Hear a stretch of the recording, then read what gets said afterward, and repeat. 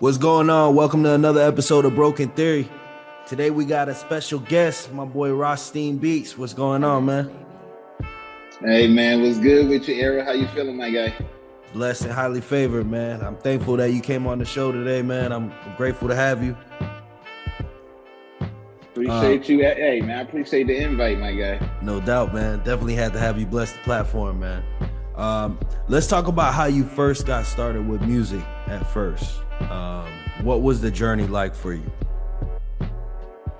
Okay, bet, man. Well, I'll just do a quick little intro, man. What's going on, y'all? My name is ROTHSTEIN BEATZ. I'm a music producer from Las Vegas, Nevada, but I'm currently in Virginia Beach area. Shout out to the 757. I am also a Grammy voting member, as well as a CEO of Casino Game Records. I host a dope space on Clubhouse called the Music Network and No Egos. And also do a bunch of things with you already know, and also do a bunch of things with sync and NFTs. Man, just do a lot, man. But just to kind of answer your question, as far as when I first got started, man, I had to say I've always been a fan of music, but growing up in the 90s, that was kind of the era where you had to be dope. So it kind of intimidated you from even wanting to do it. Yeah. Because it's like, if you're not doing it on this level or as good as this person, it's like, man, you shouldn't do it at all. So I always was a fan of music, but then I finally started like in high school. High school is where, I really actually tried to make music. But I can tell you about one moment I got interested in producing was when Outkast Elevators came out. And I literally was riding in the car with my mama. So when I heard it, like, maybe you and your mom and your cousin too, was just funny because I was with my mom at the time. And going to link up with your cousin too, right? And going to link up with my cousin, right? Cruising, you know what I'm saying? Cruising in the whip. It was like 7 p.m. It was starting to get a little dark. So, you know what I'm saying? So it was like the perfect vibe for the record. And I just was like, yo, I gotta hear this again because it was on the radio. So at that time, I was like, yo, who is that? Record it. You gotta make you a you gotta record mixtape. it, you know. I have a mixtape for those who remember. You know what I'm saying? Get the tape recorder. I've done that plenty of times, bro. I've done that shit with a VHS too, bro. You gotta put the paper in the top. You already know the hat, how you do it. So I rode my bike to Sam Goody, you know what I'm saying, which was like a little minute away. And people don't even know what that is. Hold on. They don't even know. Break it down. So FYE, or you know what I mean, it's like your local place where they sold CDs, and you know what I'm saying. We had CDs at the time, y'all, tapes, cassettes. So I had to walk no MP3s, man. No, hell no, with no MP3. You had to rewind and wait for that motherfucker to get finished rewinding. So you know what I'm saying. So I had a Walkman with the wired headset. You remember the wired headset with the little phone? Yep. Trash audio. It was still, but that's how dope the song was, even with that trash audio. Now people listen to stuff with the MP3. I mean, with the Bose and all the dope stuff. We ain't had none of that. We had the cheap-ass headphones that probably cost $1 to make. And you know what I'm saying? So, so I got that. Less than that. I got this less than that. You know, we probably paid $1 for them. You know what I'm saying? So I got the single because that was the time they were selling singles. People don't sell singles like that, but they had the single on tape. So one side was the song, and the other side was the instrumental. And so, of course, if you know about tape, anybody who deal with tape, you flip that mug over once it's over, and then you listen to the other side. And by that time, you can flip it back over, and now you got the song. so I listened to the instrumental because I was so curious, like, how did they make this shit? Like, how did the bass line? I didn't know, these sounds at the time. Like, you know what I mean? But I'm like, what's this little snare? It was a rim shot, different thing. I'm like, that's when I really got interested. But high school, when I started just messing around on a MPC, Tritons, and stuff like that, like towards like my junior year of high school. But I didn't take it serious, bro.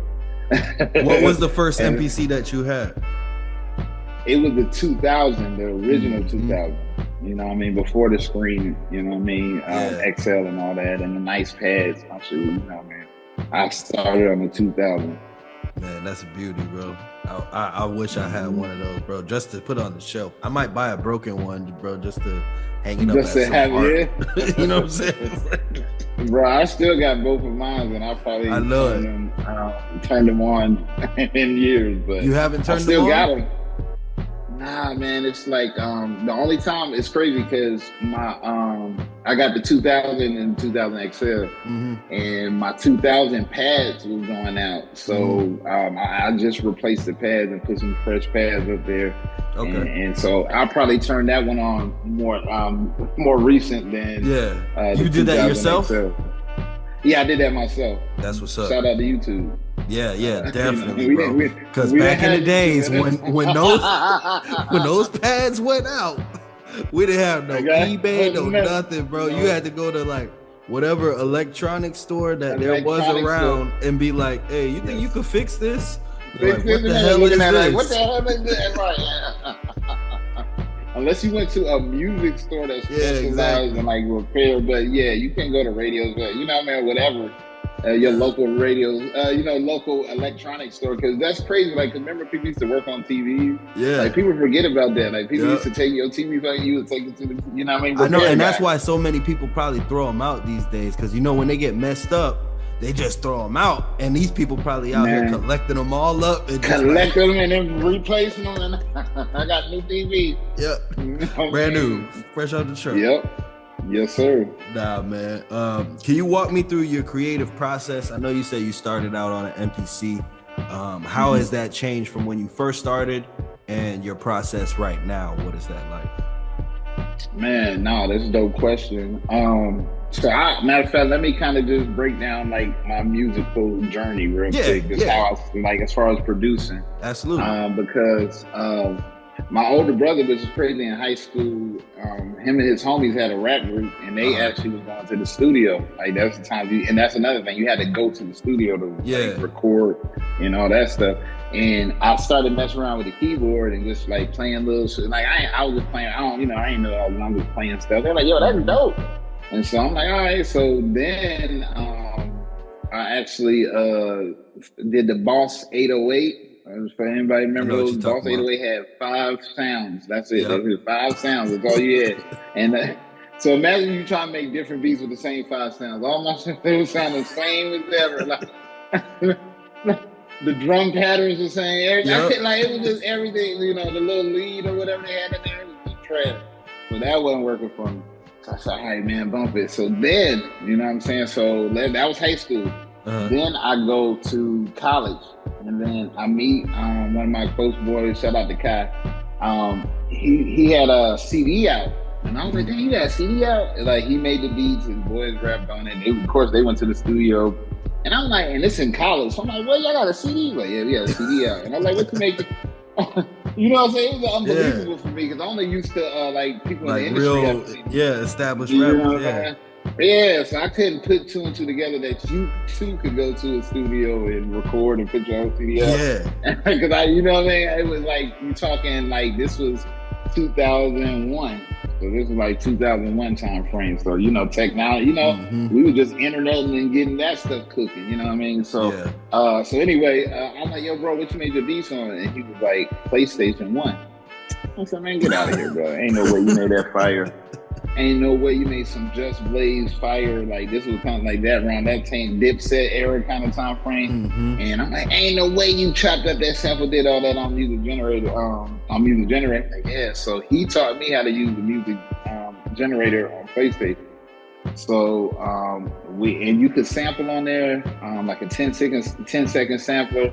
So that's what I really kind of start cooking for real. Like I really say that's my start, was the PlayStation 1. And so people in my dorm room in the building and stuff, they was hearing that I was making beats on PlayStation. So they didn't believe me. They're like, "Nah, bro, I ain't believe you." So then when I started doing it, more and more people started to hear about it. So then, like, my dorm room be full of people. So I was like, "Nah, bro." So I started charging people $5. They couldn't just to watch. Because they didn't believe. I'm like, "Bro, y'all bring a CD and bring $5. I'm gonna go ahead and cook up." So they'll bring a CD in, boys and man. It didn't matter what it was, classical. Somebody brought some Bob Marley in, and then I would cook up in like 5-10 minutes. Because by that time I was like a wizard on there. And They were like, what? And then, so all that hype and people talking about they couldn't believe it, got back to my speech teacher, because they was talking about it in class. She was like, hey, I heard on campus that you got some fire beats and you making beats on PlayStation. I was like, yeah. She was like, you got any kind of like training and stuff like that? I was like, nah, not for real. She was like, well, at the Boys and Girls Club, we got a studio there and we're teaching producer classes. And I think you should go.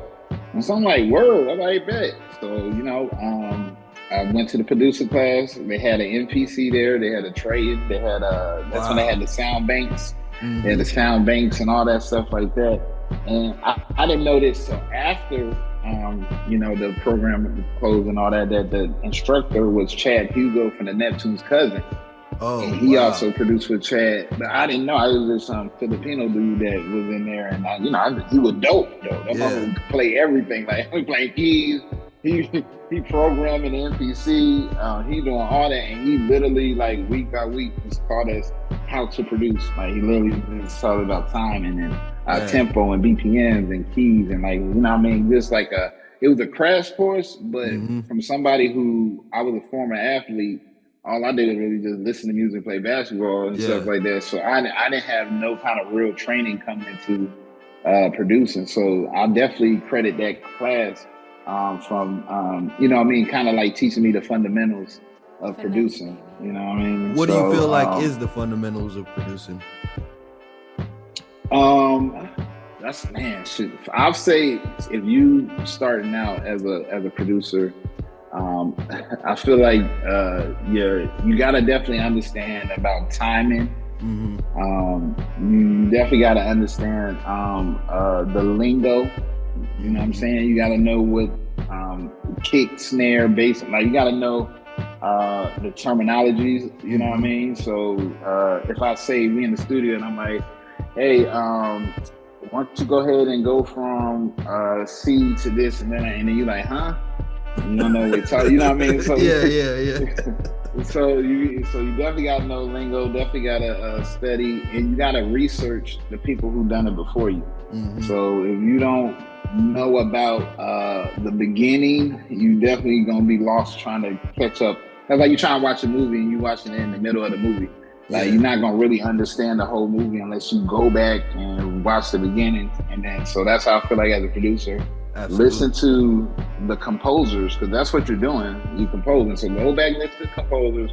Go back, listen to, you know, 50s, 60s, 70s. And study and understand like how can you know make your mark in this thing of music, man. So I feel like those will be some key fundamentals to have as a producer. Absolutely, 100%, man. How did you start to develop your sound though? Going from making the beats to yourself on the PlayStation, you know, to the MTC. At what point did you like, I'm gonna invest in some other gear? Piano or standalone? Bro, you already know. So after like college, so I used the generator for a little couple of years, but then I got introduced to Reason, and at this time I'm sorry, Reason. It was a cracked version at the time. It was a crack. That was the time everything was just available. It's still kind of LimeWire. He was out there downloading. I didn't download it. Somebody gave it to me. Make sure it's not his fault. Like, it's not my fault. I was just, not his fault. What I mean? But I did help y'all because people found out I was making beats on Reason, so people wanted to use Reason. So it's kind of, you know what I mean? It was win-win for everybody. But anyway, I used Reasons, and then once I found out about Reasons, then that's where I really took it from. Even though the PlayStation is still visual, but I kind of was using my, you know what I mean, my fingers on the controller to kind of like put stuff, you know what I mean, together. And then now using a computer to now click and put stuff, you know what I mean, like different sounds and different stuff in places. And I'm going to start to kick on the one, the snare on the two, and just being able to kind of place it that way. It kind of helped with my creativity. So then I was pitching samples. I already was doing that type of thing, but then I started to want to make my own original beats, which I kind of did at the producer, class that I took. But then I was still sounding like my favorite producers. You know what I mean? I sound like I had a little RZA, I had a little Q-Tip, had a little, You know what I mean? Like I was kind of like mimicking because it sounds good to me. Because guess what? That's the stuff that I like to listen to. You know, so I'm making the stuff I was liking to listen to. And then I had to realize all these producers have their own sound. You know what I mean? And that was the moment when I put two and two together and was like, if I want to be known as a respectable producer, I have to have my own sound. Even like I don't like even now I don't even really have a full signature sound because I do so many different type of genres and styles and all that. But some people can kind of tell my production because they've heard it, you know what I mean, produce for a while. But I really don't think I have like a signature sound. And the only reason I didn't want to have a signature sound is because once people are done with your signature sound, it's kind of like nobody want it no more. You know what I'm saying? Like nobody want it. It's like, all right, you had a run. We had that time when, you know, you had 4 songs on the radio.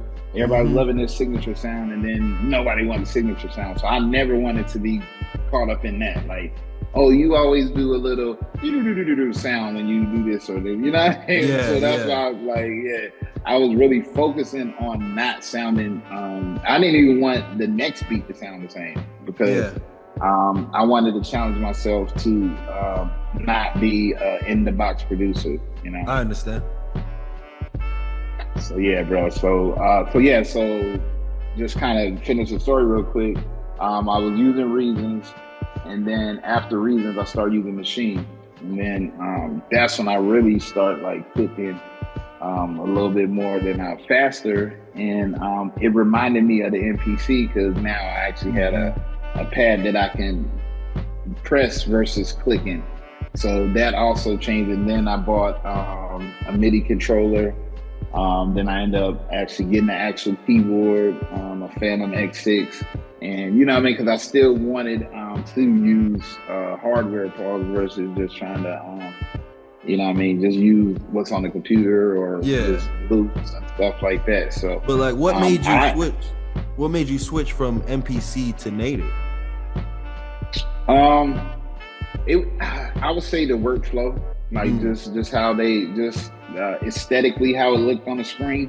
I can kind of sequence the beat better, or I could just focus in on these 4 bars versus sometimes like having to sequence the whole 20 seconds, 8 seconds, or you know how many bars you put there. I just kind of had more. I'll just say kind of like being able to kind of do more in less time is kind of mostly why I switched. Is just being able to just kind of, all right, now it has a feature where you can put it on audio and whatever sound you put in there, it'll loop up at a certain tempo. And now I don't have to go find the tempo. You know what I mean? So it's just like little things like that of saving time and being able to cook faster is the main reason I switched. Absolutely. During your process though, is there like I know saving time is definitely something we all can appreciate, but like is there a time to where you like don't want to rush anything as far as like the creative process? I mean, because like it's a couple factors with that too though, because you got to think about it. If you have a personal life, if you have a working life, if you have outside of work life, whether you coach or go to church or you whatever, you know what I mean, whatever kind of responsibilities that you have for yourself, cutting into that time. So whenever you can have time, depending on your responsibilities, you kind of try to maximize that time, because I know I got only an hour to cook before I got to go do this, or I only got this amount of time. So that was the main reason for me. It wasn't that I didn't want to take time and, spend a couple days on the beat or do this, you know what I mean? But just to kind of get a concept going, it just kind of helps me to get a concept going faster. And then I can always go back to it and listen to it again, and then I can cook some more. So, which I do that a lot too. Like I'll get a good format going, and then I'll listen to it, and then I'm like, nah, let me go back and change this part. And I've been like that since the beginning of my production. Like I'll go to my car Shoot, I might go put my headphones on, smoke outside, go for a walk, and then I'm listening to what I cook up. And then I might hear something about this part bothers me or make my ear go, you know what I mean? So I'm like, I'm gonna take that part out. So it's kind of just always just kind of listening and fine tuning your producing. Absolutely, man. During those walks, is that part of like, you know, the ROTHSTEIN Beats test? You know, you got the walk, you got the car, you got the what's the process like as far as the amount of tests that you do when you're like releasing a record, like with that artist that you have, Megan? What was the process like?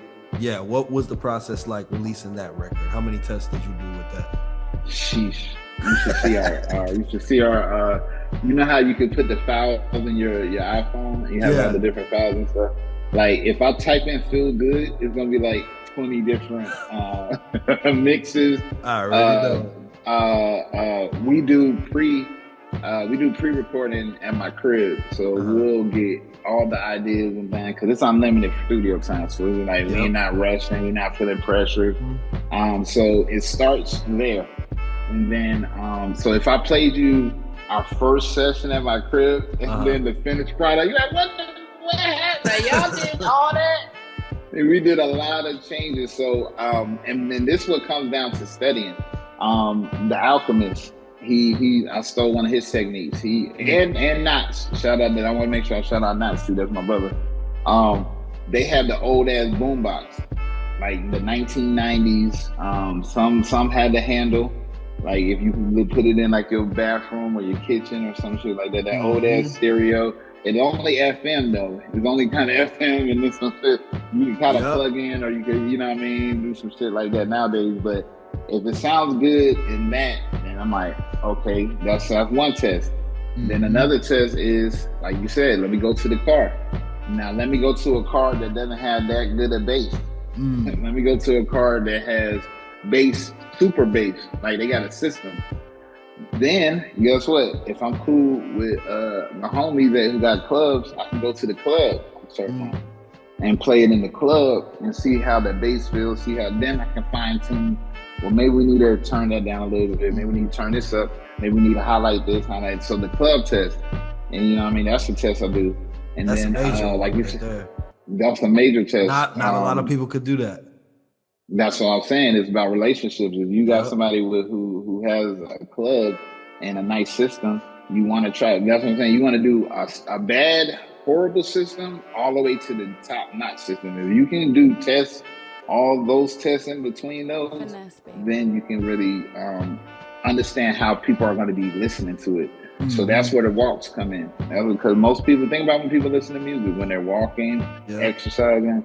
So once you start breaking those things down, then you do those same tests because you're your own test, dummy for your music. So if it's not sounding good in my AirPods right now, then shoot, I need to tweak it. There's something need to be tweaked, something need to be changed. Hey, tell the engineer, hey, I need this voice to sound a little bit more airy. And that's what happened on this last record, Feel Good, that's out right now. Hello, Megan B, Rich Native, myself, Feels Good out right now. Throw that plug in there. But for that process, we had multiple studio sessions. So that's another thing. It's not gonna get done in one session. I never heard a hit record, a fire record, a good, great record be done in one session. I've never seen it in my life. Now, if you're that great and your engineer is that great where he can mix right there on the spot after listening to that record over and over and over again for hours and not having ear fatigue or already not sleeping from the night before, all these things play a factor in people's performance for that particular day. So, and me knowing that is, okay, cool, we got this part done. Let's go back, listen to it. Engineer, you listen to it, that. We'll come back to the table again and listen to it again. And then I didn't like this part. Like, all right, cool, let's change it. You know what I'm saying? Like, let's fix it.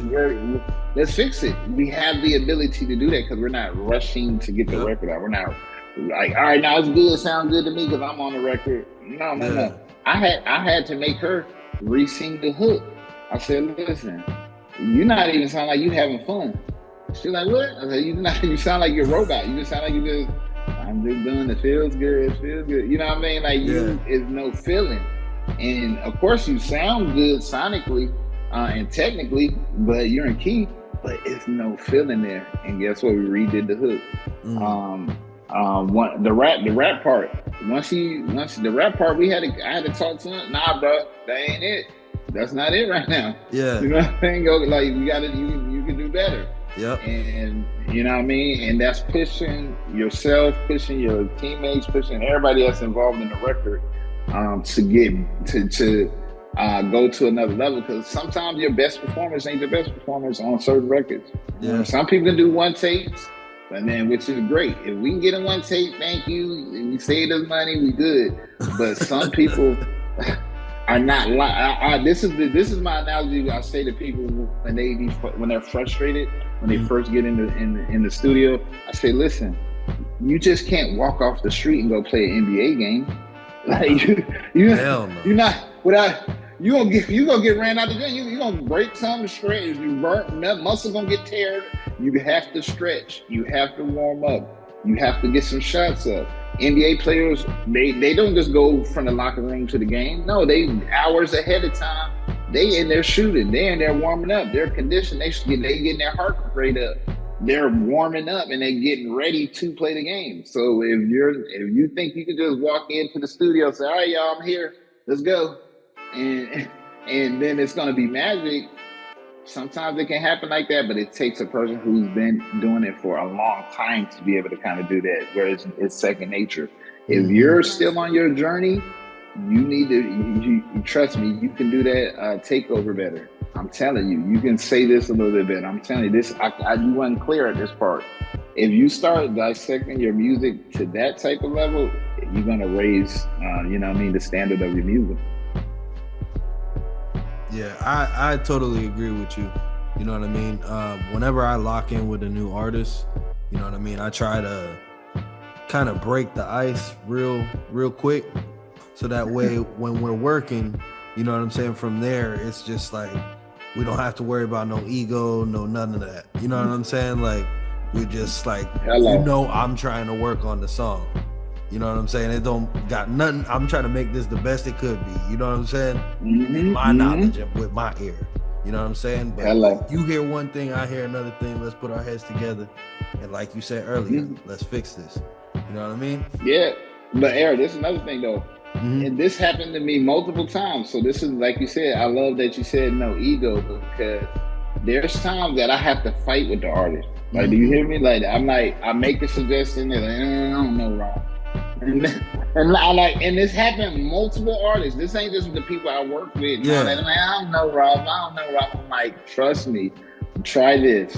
And then when they do it, they're like, then they don't want to come back and say you was right, Rob. They don't want to do that part. They're like, but they do it though. They do. They got to. I'm glad that you said that. They do, because they know I'm standing there looking at them. Like you're looking at your clock, waiting on it. Yeah, go ahead. What you say? What you say? Like, nah, you right, bro. So you know what I mean. But that's how, as a producer, executive producer, whatever your role is, you have to stand in your confidence, stand and trust yourself, trust your instincts, trust your ear. And my ear hasn't led me astray yet. You know what I'm saying? I trust my ear and I trust what I hear in my vibe. And if I'm not feeling it, I'm gonna tell the artist, like, yo, I'm not feeling it. Like, like, I hear you, but I'm not feeling it. Yeah. You know what I'm saying? And I mean, honestly, whenever I get people, whether they're other artists or like, just consumers that like push back against like what I'm showing them, I'm like, well, what didn't you like? Why didn't you like it? Nah, I'm just playing. But like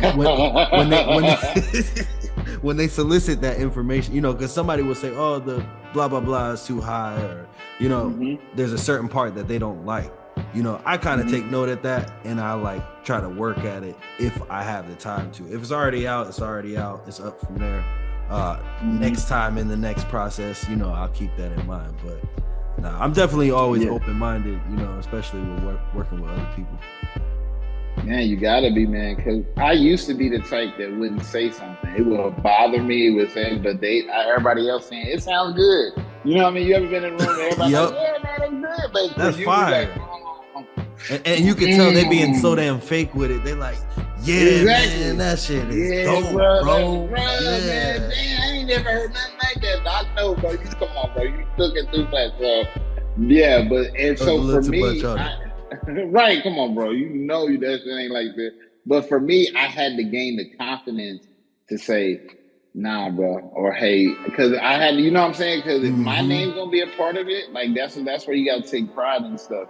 If my name's gonna be attached to this, I'm gonna make sure I have some input and feedback, or this, that, and other, this, that. You know what I mean? Sometimes it can happen where you can't, or especially in the industry, sometimes some things can go a little, you know what I mean, whatever. But if you are able to say something or make a suggestion or something that's gonna help the record, then you gotta be able to say something, because again, some people, you gotta realize some people are just listening for their egos. They're like, no matter what they say, they can say the ABCs and they think that's the most hottest thing ever because they said it. You know what I'm saying? Now, if they heard somebody else say that, oh, that's whack. But when they say it, it's all good. They just sound good. So that's when I realized with artists, and even if I don't know you like that, and you're coming to work with me, you're obviously coming to work with me for a reason. And you know what I'm saying? So I'm gonna make sure that when we work together, I'm gonna give you 100% versus just trying to be a yes person, just to get a record. I personally value those people a lot more. You know what I'm saying? Because those are the people actually I'll reach out to first to be like, yo, what you think about this? Because I know you're gonna tell me you don't like this, this, and this before I even send it to you. So I'm just waiting for that confirmation. You know what I'm saying? We are.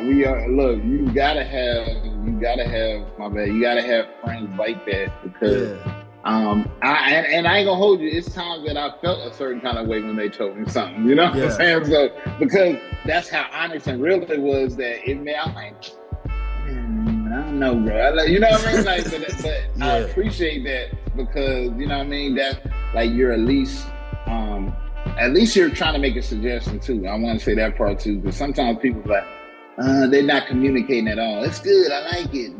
That's not like helping me at all. Like, you know what I mean? Tell me why you like it. Tell me what's good about it. Just don't just leave me with a basic blanket cliche statement. Oh, it's good.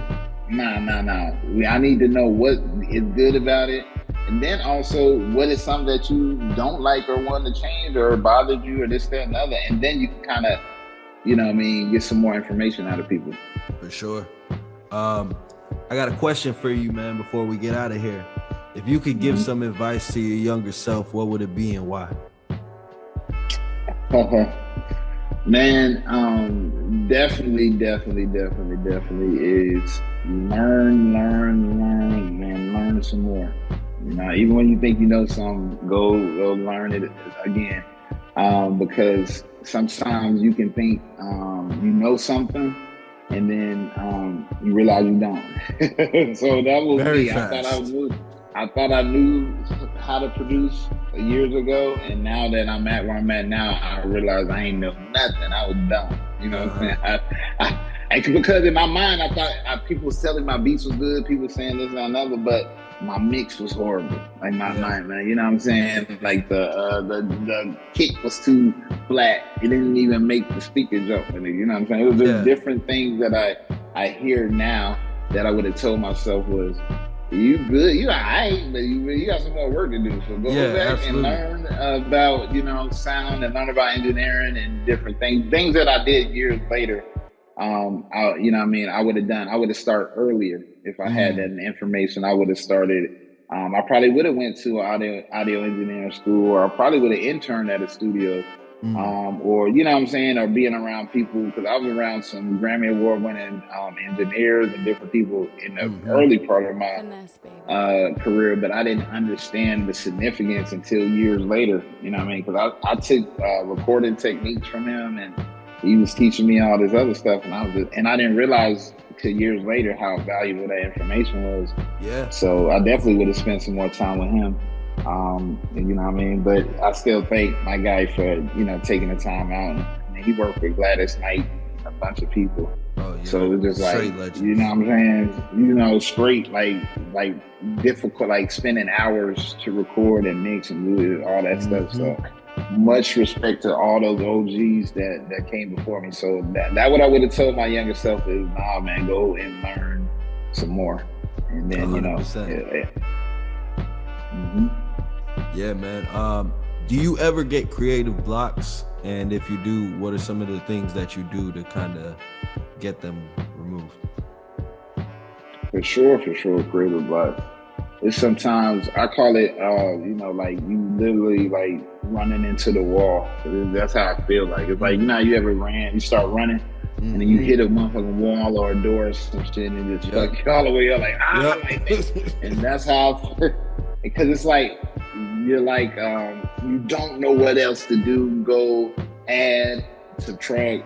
You know what I'm saying? It's like you're just at this creative, like lock. You know what I'm saying? Like I don't know what the fuck else, because everything you tried wasn't working.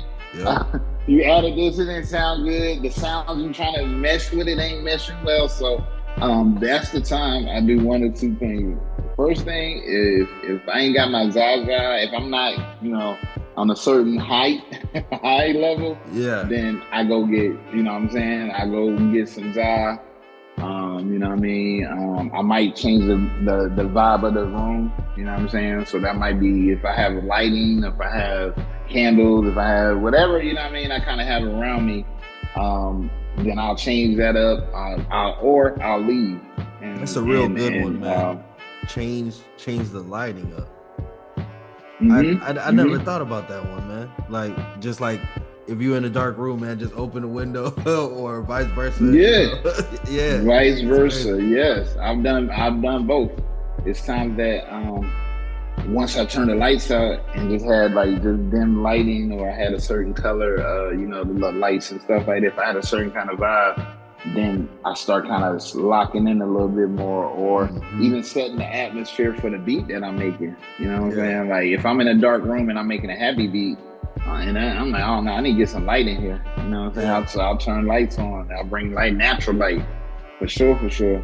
And you'll be surprised, like different creativity start to flow a little bit different.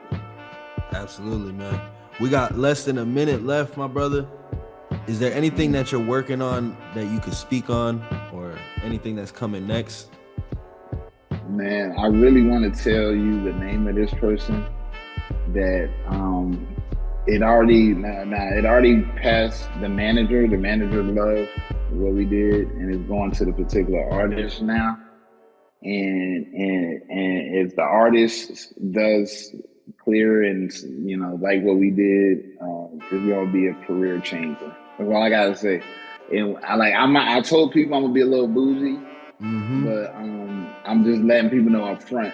Like, you know what I'm saying? I'm gonna be a little bougie now. I'm telling you, before it happens, you can't say I changed, because I already told you a change don't happen.